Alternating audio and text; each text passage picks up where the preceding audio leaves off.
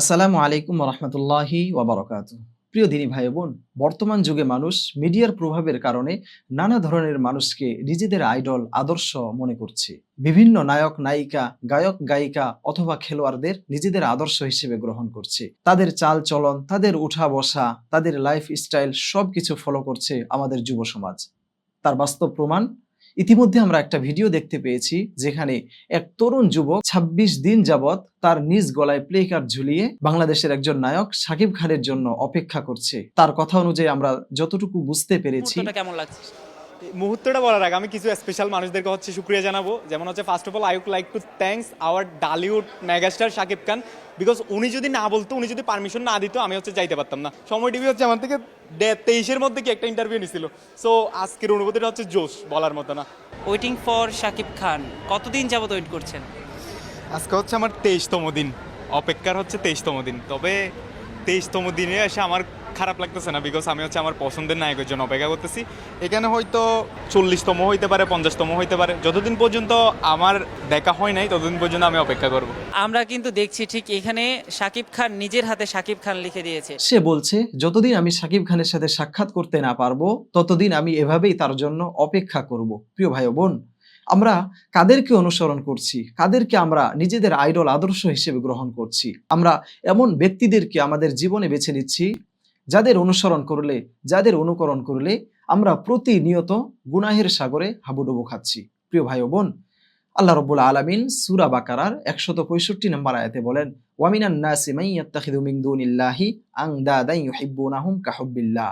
মানুষের মধ্যে কেউ কেউ এমন আছে যারা আল্লাহর পরিবর্তে অন্যকে পরিপূর্ণরূপে গ্রহণ করে এবং তাদেরকে আল্লাহর মতোই ভালোবাসে। আমরা একটি বিষয় খেয়াল করেছি কিনা জানি না, আমরা যারা নায়ক নায়িকা, গায়ক গায়িকা অথবা খেলোয়াড়দের অনুকরণ করছি, তারা প্রত্যেকেই গুনাহের সাথে জড়িত। বিশেষ করে অশ্লীলতার ছড়াছড়ি তাদের থেকেই জন্ম নেয়। প্রিয় ভাই, আমরা যখন কোনো নায়ক নায়িকা অথবা গায়ক গায়িকাদেরকে আমরা ফলো করি, তাদেরকে দেখি, আমরা দেখতে পাই তারা প্রত্যেকে গুনাহের সাগরে হাবুডুবু খাচ্ছে। আজ তাদের কারণেই আমাদের যুব সমাজ, তরুণ যারা গুনাহ করতে উদ্বুদ্ধ হয়। প্রিয় ভাই, আসুন আমরা তাদেরকে বর্জন করি। আমাদের আদর্শ কখনো একজন নায়ক নায়িকা খেলোয়াড় হতে পারে না।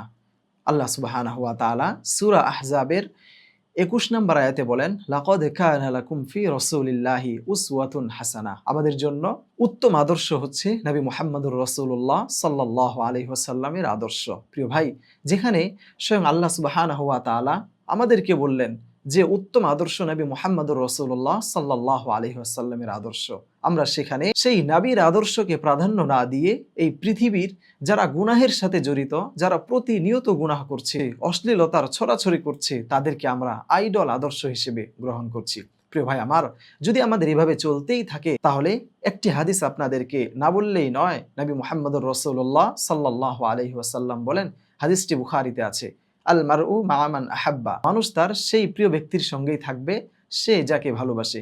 এই হাদিস থেকে আমরা বলতে পারি, এই পৃথিবীতে আমরা যাদেরকে অনুসরণ করি, যাদেরকে অনুকরণ করি, তাদের সাথে আমাদের কিয়ামত অর্থাৎ হাসর নাসর হবে। প্রিয় ভাই আমার, আসুন আমরা নায়ক নায়িকা অথবা খেলোয়াড় অথবা যারা গুনাহের সাথে জড়িত, যারা অশ্লীলতার ছড়াছড়ি করছে, তাদেরকে বর্জন করে নবী মুহাম্মদুর রাসূলুল্লাহ সাল্লাল্লাহু আলাইহি ওয়াসাল্লামের জীবনী ফলো করি, নবী সাল্লাল্লাহু আলাইহি ওয়াসাল্লামের সুন্নত মোতাবেক জীবন গড়ার চেষ্টা করি ইনশাআল্লাহ। যাদেরকে দেখলে আমরা প্রতিনিয়ত গুনাহের সাগরে হাবুডুবু খাই, যাদেরকে দেখলে আমাদের গুনাহ করতে ইচ্ছা করে, যারা নিজেরাই গুনাহের ছড়াছড়ি করছে, তাদেরকে আমরা কিভাবে আদর্শ আইডল হিসেবে গ্রহণ করি? আসুন আমরা তাদেরকে বর্জন করি, নবী মুহাম্মদুর রাসূলুল্লাহ সাল্লাল্লাহু আলাইহি ওয়াসাল্লামের আদর্শে নিজেদের জীবনকে বাস্তবায়ন করি। আসসালামু আলাইকুম ওয়া রাহমাতুল্লাহি ওয়া বারাকাতুহু।